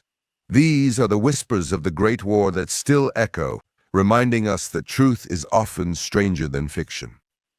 The Angel of Mons. One of the most famous legends of the war arose in its earliest days. In August 1914, British forces fought desperately against German troops at the Battle of Mons in Belgium. Outnumbered and exhausted, rumors spread that the British were saved by supernatural intervention. Soldiers claimed to have seen ghostly archers from the Battle of Agincourt, or shining angelic figures in the sky, holding back the enemy. Newspapers picked up the tale, and soon it spread like wildfire. The Angel of Mons had protected Britain's army. Historians later traced the story to a short piece of fiction printed in a magazine, but for soldiers and civilians alike, it carried power. In a time of fear, the idea of divine protection gave hope. Whether real or imagined, the Angel of Mons became one of the war's strangest legends. A wrong turn that changed history. We have already seen how Franz Ferdinand's assassination sparked the war, but the event hinged on a small, almost absurd mistake. After surviving one assassination attempt in Sarajevo, the Archduke insisted on visiting wounded officers in the hospital. His driver, unfamiliar with the city, took a wrong turn. That turn brought the car directly in front of Gavrilo Princip, who was standing outside a cafe. Princip fired the shots that killed the Archduke and his wife, setting in motion the chain of events that led to war. If the driver had taken the correct route, history might have been very different. A single wrong turn, an error of seconds, helped change the course of the 20th century. The soldier who survived being shot in the head. There are tales of survival that defy belief. One British soldier was shot through the head at Gallipoli. The bullet entered near his temple and exited the other side, yet somehow missed vital parts of his brain. He not only survived, but walked back to a medical station unaided. Remarkably, after recovery, he even returned to duty.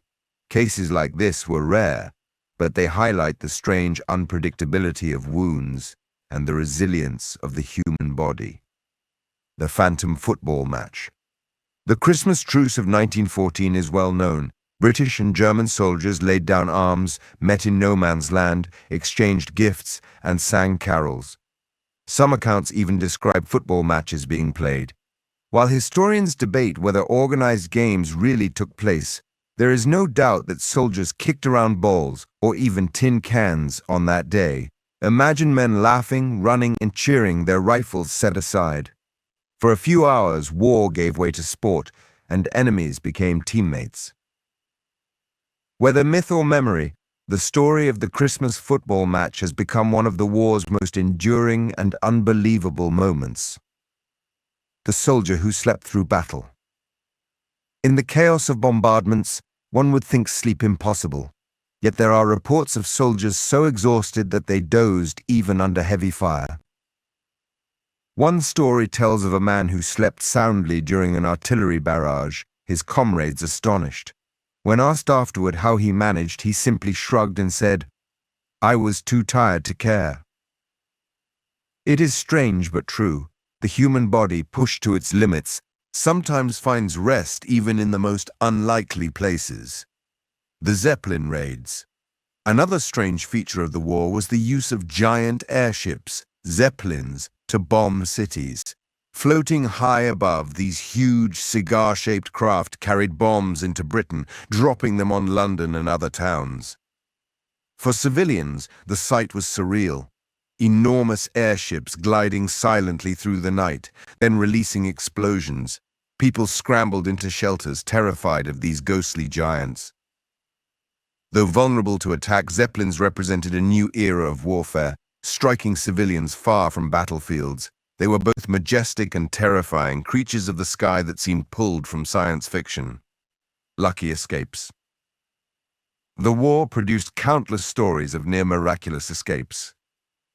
A soldier's cigarette case stopped a bullet, saving his life.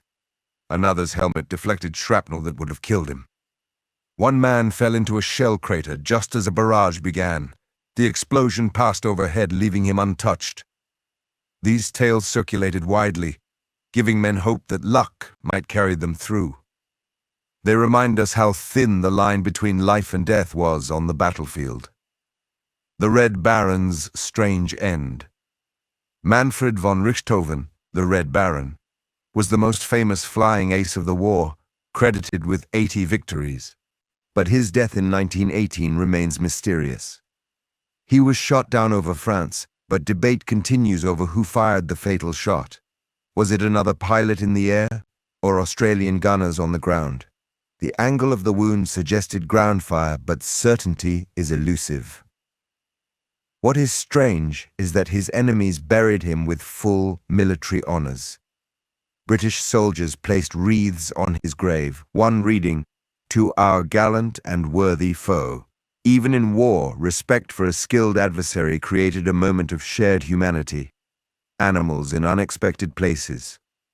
Animals played huge roles in the war, but some stories are particularly strange. In the trenches, soldiers kept mascots, dogs, cats, even monkeys. One Canadian unit adopted a black bear cub named Winnie, who later inspired the famous Winnie the Pooh. There are tales of carrier pigeons flying home despite grievous injuries. One pigeon, Cher Ami, delivered a message that saved nearly 200 men despite being blinded in one eye and shot through the chest. These stories seem unbelievable, yet they are documented, reminders of how animals too bore the burdens of war. Ghost stories and omens. War breeds superstition, and many soldiers believed in omens. Some carried lucky charms, coins, rabbit's feet, or photographs. Others swore they saw ghosts of fallen comrades walking silently along trenches. One battalion claimed to have seen spectral horsemen galloping across no man's land. Another reported lights in the sky that seemed to guide them. Whether tricks of exhaustion or true mysteries, these stories gave men comfort or fear, proof that even in modern war, the old beliefs endured. The soldier who wouldn't die. Henry Gunter, an American, is often remembered as the last man killed in the war. On the morning of November 11, 1918, at almost exactly 11 o'clock a.m., the moment the armistice came into effect, he charged a German machine gun position. Despite the Germans waving at him to stop, he kept advancing and was shot. What is strange is that he died only seconds before peace began. His determination, or perhaps despair, made him the final casualty in a war that claimed millions. A battlefield concert. During a lull in fighting, a British officer brought out a gramophone and played records across no man's land. German soldiers listened quietly, and when the music ended, they clapped. For a brief time, enemies shared the same melody, suspended in harmony before battle resumed. The strangeness lies in its simplicity, music drifting over barbed wire, momentarily stronger than war. A tale of identical soldiers. In one extraordinary coincidence, two British soldiers with the same name from the same town served in the same regiment. Both were killed on the same day, in the same battle. Their families, receiving telegrams, were initially confused, thinking it was a clerical error. But it was no mistake. Fate had woven a story so strange it seemed unreal. Women disguised as men. Though rare, there are documented cases of women disguising themselves as men to enlist. Cutting hair short, binding chests, they joined armies and fought undetected for months. Their stories, uncovered only later, reveal the extraordinary lengths some went to in order to serve. Strange, perhaps, but also a powerful reminder of determination. Soldiers befriending enemies. Despite the brutality, there are stories of kindness across enemy lines. A wounded German was carried into a British trench and treated by medics. In return, he shared chocolate from his pack. For a day, enemies became companions. In another case, British and German soldiers threw food across trenches during a lull, laughing as they traded. These moments were fleeting, but they remind us that humanity persisted even in war. Forgotten inventions. Some of the strangest stories come from inventions that never worked. Engineers designed massive wheeled tanks that collapsed under their own weight. Others built armored suits resembling medieval knights. One inventor proposed a bat bomb, training bats to carry explosives. Another suggested using glowworms as natural lamps in trenches. Though impractical, these ideas reveal the desperation and creativity of wartime minds. The soldier who returned twice. One soldier was reported dead, mourned by his family, and even given a memorial service. Weeks later, he turned up alive, having been captured and escaped. Joy erupted until months later he was killed in action for real. His family received 2 death notices, one false, one tragically true. It is a story that feels like a cruel joke of fate, but it happened more than once in the chaos of war. The haunting power of coincidence. The war teemed with coincidences. Brothers meeting unexpectedly on foreign battlefields. Soldiers spared by bullets deflected by coins or Bibles in breast pockets. Messages carried across continents arriving just in time to save lives. Each story, strange as it may be, reminds us that war was not just vast battles but also tiny moments, shaped by chance as much as strategy. As we close this gallery of unbelievable stories, let us reflect. The Great War was not only mud, blood, and strategy. It was a stage for the bizarre, the miraculous, the tragic, and the strangely beautiful. From angels in the sky to football in no man's land, from miraculous escapes to haunting coincidences, these stories remind us that history is not only written in official reports, but also in whispered tales, half-forgotten legends, and the improbable turns of fate. As you drift into rest, imagine those strange moments. A song across trenches, a pigeon flying wounded through the sky, a soldier laughing at luck that spared him, another dreaming of angels. In these unbelievable stories lies a deeper truth, that even in war, the human spirit finds ways to surprise us. When the guns fell silent on November 11th, 1918, the world breathed a sigh of relief. The Great War, the war to end all wars, was finally over. Soldiers laid down rifles, civilians cheered, and church bells rang across cities and villages. But the silence of peace did not erase the shadows the war had cast. Those shadows lingered, in broken bodies, in scarred landscapes, in grieving families, and in societies reshaped in ways few could have imagined. The First World War ended, but its legacies, some tragic, some transformative, remained.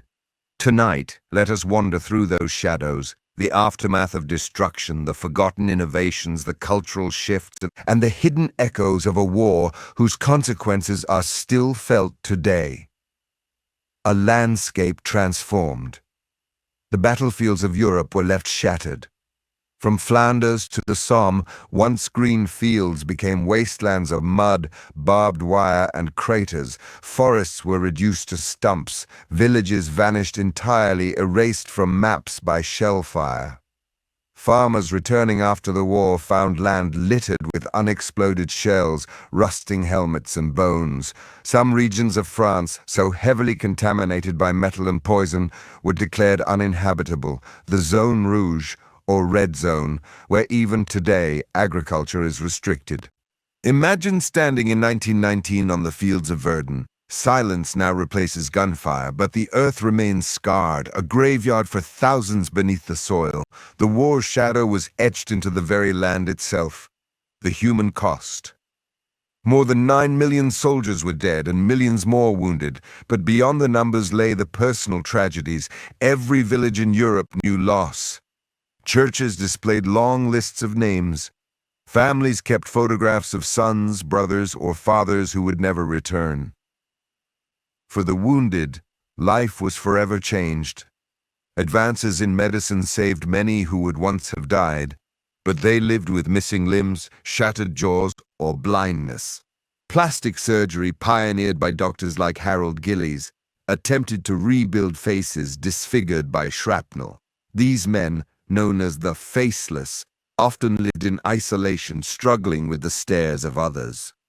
Shell shock, what we now call post-traumatic stress disorder, haunted countless veterans. Men who had faced bombardments woke at night screaming. Some could not work, could not speak of what they had seen. In an age when mental health was poorly understood, many suffered in silence, shadows within their own homes. The Spanish flu. As if the war itself were not enough, the world was struck by another disaster. The influenza pandemic of 1918-1919. Soldiers returning home carried the virus, which spread rapidly through camps, cities, and villages. It is estimated that the Spanish flu killed between 50 and 100 million people worldwide, far more than the war itself. Families who had just celebrated the return of loved ones now buried them days later. Streets were filled with funerals, schools closed, and communities were gripped by fear. This deadly shadow of the war is often overlooked, yet it reshaped lives across the globe. Redrawing the map. The end of the war brought the collapse of empires. The Austro-Hungarian, Ottoman, German, and Russian empires all fell apart. New nations emerged: Poland, Czechoslovakia, Yugoslavia, and others. Borders shifted dramatically, often without regard for the people living within them. The Treaty of Versailles, signed in 1919, punished Germany with heavy reparations and territorial losses. It was meant to ensure peace, but it planted seeds of resentment. The war's shadow stretched forward, leading toward another, even more devastating conflict 2 decades later. In the Middle East, Ottoman lands were divided between Britain and France under secret agreements. Promises made to Arab allies were broken, fueling distrust that still echoes in today's geopolitics. The shadows of redrawn maps were long, shaping conflicts and identities for generations. Forgotten contributions. In Europe's aftermath, the voices of colonial soldiers were often forgotten. Yet millions had served. Indian troops fought in France and Mesopotamia. African soldiers battled in jungles and deserts. Caribbean workers labored in supply lines. When the war ended, many returned home expecting recognition. Some hoped their sacrifices would lead to greater rights or even independence. Instead, they often faced discrimination and neglect. Their stories faded into the background of European memory. Yet their service left a mark. The experience of war stirred nationalist movements in India, Africa, and elsewhere, planting seeds of change that would grow in the decades to come. Women's changing roles. The war had drawn women into factories, farms, and hospitals. When it ended, many were told to return home, their jobs reclaimed by returning men. Yet something had shifted. Women had proven their capability, their strength, their independence. In Britain, women over 30 gained the right to vote in 1918. In Germany, women's suffrage came the same year. In the United States, the war accelerated the passage of the 19th Amendment in 1920. The war's shadow included this transformation of gender roles, a step, though incomplete, toward equality. Art and literature, voices of memory. The aftermath of the war gave rise to powerful art and literature. Poets like Wilfred Owen and Siegfried Sassoon captured the horror in verse, their words echoing the disillusionment of a generation. Novels like Erich Maria Remarque's All Quiet on the Western Front told of ordinary soldiers stripped of illusions, scarred by trauma. Painters depicted shattered landscapes and distorted figures reflecting the fractured world. The war reshaped culture, turning optimism into questioning, certainty into doubt. The lost generation, as they came to be called, carried the war's shadow in every brushstroke and every line of poetry. Memorials and remembrance. Across Europe, memorials rose, stone crosses, statues of soldiers, cenotaphs in city squares. The unknown soldier buried in Westminster Abbey, Paris, and later Arlington symbolized the countless dead with no known grave. Every year, ceremonies of remembrance began, moments of silence, poppies worn in memory, candles lit on graves. Families visited cemeteries in Flanders and Verdun, searching for names etched in stone. And yet, remembrance was uneven. Some groups, colonial soldiers, women, or laborers, were barely acknowledged. Their sacrifices lingered in the shadows of public memory. The economic shadow. The war left economies shattered. Cities were in ruins, factories destroyed, trade disrupted, inflation soared, poverty spread. In Germany, reparations demanded by Versailles deepened hardship, leading to unrest and political extremism. In Russia, revolution had toppled the Tsar, replaced by Bolsheviks who promised a new order. The shadow of war thus stretched into politics, birthing ideologies that would shape the century. The League of Nations, a fragile hope. Out of the war's devastation came the idea of the League of Nations, an international body meant to prevent future wars. It was an ambitious attempt at global cooperation born of Woodrow Wilson's vision. But the League was weak, lacking enforcement power, and not all nations joined. Still, it represented a first step toward collective security, a fragile hope in the shadow of destruction. The shadow on families. Perhaps the deepest shadow fell on families. Widows struggled to raise children alone. Parents kept rooms untouched, photographs framed, medals displayed in silence. Sweethearts wore black armbands for years, some never marrying after losing fiancés. In letters, mothers wrote of setting places at tables for sons who would never return. Fathers visited graves across the Channel, leaving flowers year after year. The war was over, but the grief remained, stretching across lifetimes. The forgotten epidemics of memory. For veterans, memory itself was a burden. Many rarely spoke of their experiences. Some drank heavily, others lived in isolation. In diaries, they wrote of recurring dreams, mud, gas, the faces of friends lost. The world moved forward, but inside many minds the war never ended. These silent struggles formed another layer of the shadow, invisible but powerful. Strange legacies. Some legacies of the war were unexpected. Medical advances made during the war, blood transfusions, mobile X-rays, plastic surgery, later saved lives in peacetime. Aviation, once a novelty, advanced rapidly. Women's roles expanded permanently. But there were darker legacies too. The harshness of Versailles, the bitterness of defeat, the rise of extremist politics, all pointed toward another conflict. The war's shadow was not only one of grief but also of unfinished business, foreshadowing the storm of 1939. Forgotten villages. In France, several villages destroyed in the war were never rebuilt. They are remembered as villages that died for France. Markers stand where houses once were, but no one lives there. They remain silent witnesses, preserved as memorials to devastation. Walking through them today is like entering a ghost story. Roads lead to empty fields, signs mark vanished streets, and silence reigns. These places embody the war's shadow more powerfully than any monument. Stories of small aftermaths. The shadows also lingered in small personal ways.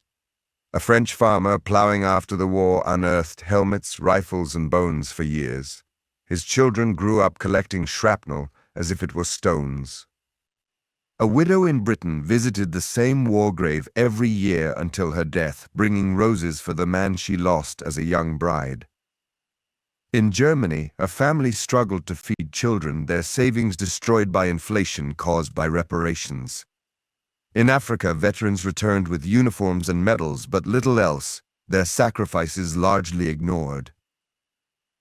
Each of these stories, though small, is a thread in the larger tapestry of the war's shadow.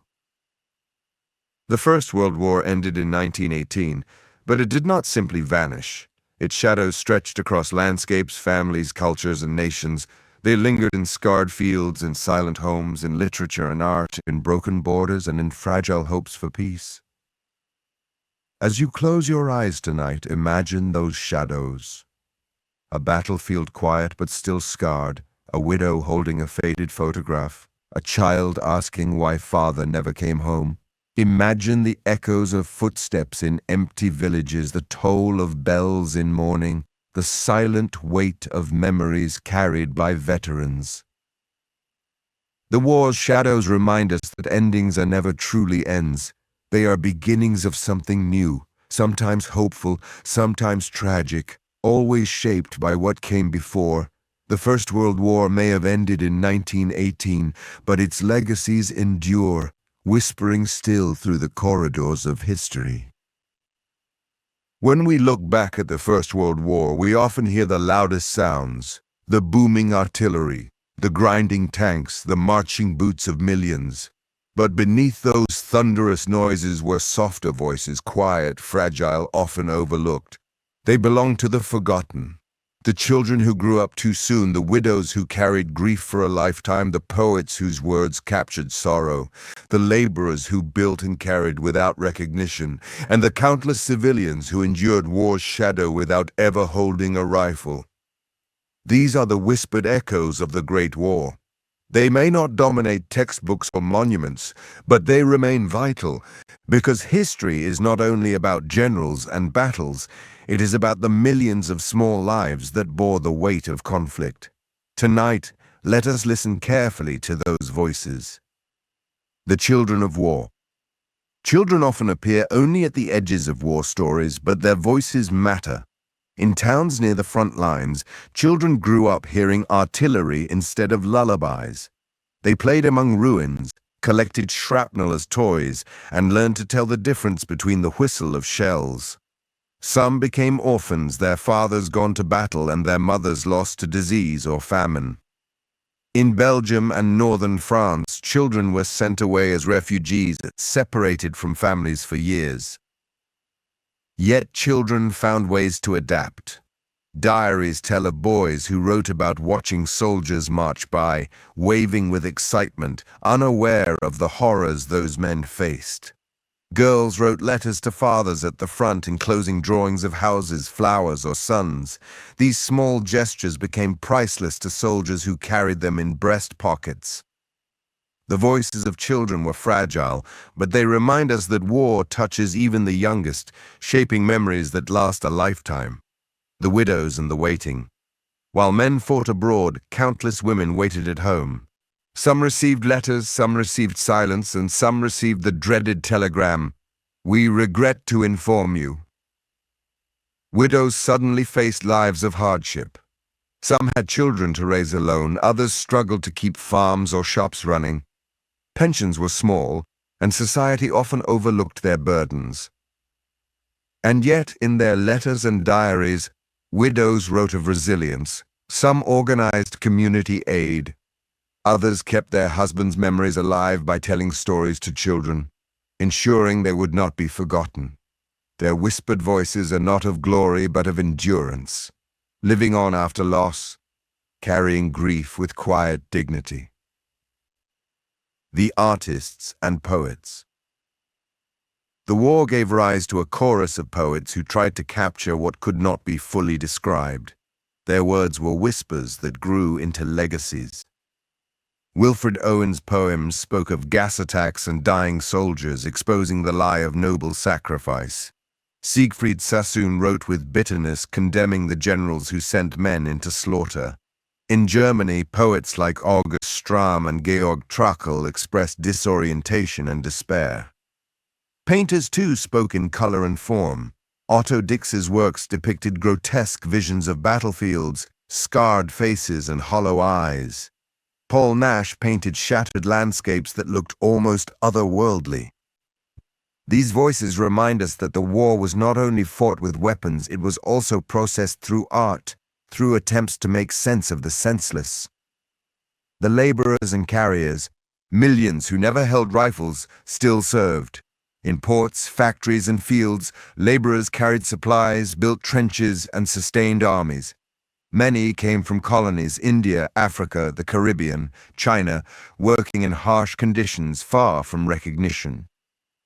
The Chinese Labor Corps, for instance, numbered over 140,000. They dug trenches, carried munitions, repaired roads, and buried the dead. Their work was vital, yet their names rarely appear in history books. These were whispered voices, men who did not write memoirs, who returned home to anonymity, but whose sweat and toil underpinned the war effort. Civilians in occupied lands. Life under occupation carried its own hardships. In Belgium, civilians endured harsh German rule with food shortages, forced labor, and reprisals. In Eastern Europe, villages were burned, populations displaced, and cultures disrupted. Yet civilians also resisted quietly. Women hid fugitives, farmers smuggled food, priests wrote secret sermons. These acts were small, but they were whispers of defiance that rippled through communities. Letters never delivered. One of the saddest echoes of the war lies in letters that never reached their destination. Some soldiers died before posting them. Others sent letters that arrived after death. Families opened envelopes with joy, only to learn days later that the sender was gone. These letters, preserved in attics and archives, are frozen voices, words of love, reassurance, or longing caught forever between life and death. They are whispers across time, reminders of moments lost, forgotten languages of memory. The Great War was global, yet much of its memory is framed in English, French, or German. But whispered voices exist in other tongues. Punjabi letters written by Indian sepoys, Wolof songs sung by Senegalese soldiers, Maori chants performed by New Zealand troops, Arabic poetry penned by men in the Middle East. These voices are often harder to find, scattered in archives, untranslated. Yet they tell us the war was not only Europe's story, it belonged to the world. Listening to them expands our understanding, honoring the diversity of sacrifice. The survivors who couldn't speak, not all voices were spoken. Some survivors carried silence. Men returned home unable to describe what they had seen. They avoided conversation, avoided memories, living with quiet scars. Families noticed the silence at dinner tables, the distant stares, the nightmares at night. These unspoken whispers remind us that absence of words is also a form of testimony. Silence itself became part of the war's legacy. Ghosts and legends. In villages near battlefields, stories persisted of ghostly processions of soldiers seen on moonlit nights, or of voices heard in the wind. Farmers claimed to feel presences in fields where thousands had fallen. Whether real or imagined, these legends reveal a truth. The dead were not forgotten. Communities carried their memory as if they still walked among them, whispers woven into daily life. Memorials without names. Many soldiers had no known grave. Families visited empty plots, staring at stones that read only, "A soldier of the Great War known unto God." These nameless memorials are whispers carved in stone. They remind us that countless individuals remain unidentified, their voices blended into the chorus of the unknown, the quiet legacy of peace movements. Out of the devastation, some voices whispered for peace. Organizations formed urging disarmament, warning against future wars. Writers and activists argued that no cause could justify such slaughter again. Though often ignored, these voices planted seeds that later inspired global movements for peace, human rights, and international cooperation. Families across generations. The war's whispers did not end in 1918. Children grew up with fathers absent or wounded, mothers grieving, economies strained. Grandchildren listened to stories, saw medals in drawers, or inherited letters yellowed with age. Even today, families in Europe, Africa, Asia, and beyond find echoes in their ancestry: a great-grandfather's name on a memorial, a photograph in uniform, a diary tucked away. These whispers stretch across generations, faint but enduring. The whispered echoes in us. Why do these whispers matter? Because they remind us that history is not just about power or politics, it is about people. Every soldier was someone's child, every nurse held someone's hand, every laborer carried not just supplies but hopes for home. Listening to these echoes teaches us empathy. It draws us closer to the human heart of history, beyond statistics. It reminds us that beneath the machinery of war are individuals whose lives, though small in the grand scale, mattered infinitely. As we close this journey, let us listen one last time to the whispers of the Great War. The child drawing flowers for a father at the front, the widow whispering goodnight to a photograph, the soldier writing a final letter never delivered, the nurse murmuring comfort to a dying man, the laborer singing softly as he digs trenches, the poet shaping sorrow into words. These are not loud voices. They are quiet, almost drowned by the noise of history. But if we lean in, we can still hear them, and perhaps in remembering them, we honor not only the great events of the war, but also the countless lives that gave it meaning. So as you drift into sleep, let the echoes accompany you, gentle, steady, human, the whispers of those who lived, who loved, who lost, and who remind us still that even in the darkest times, voices of compassion and memory endure.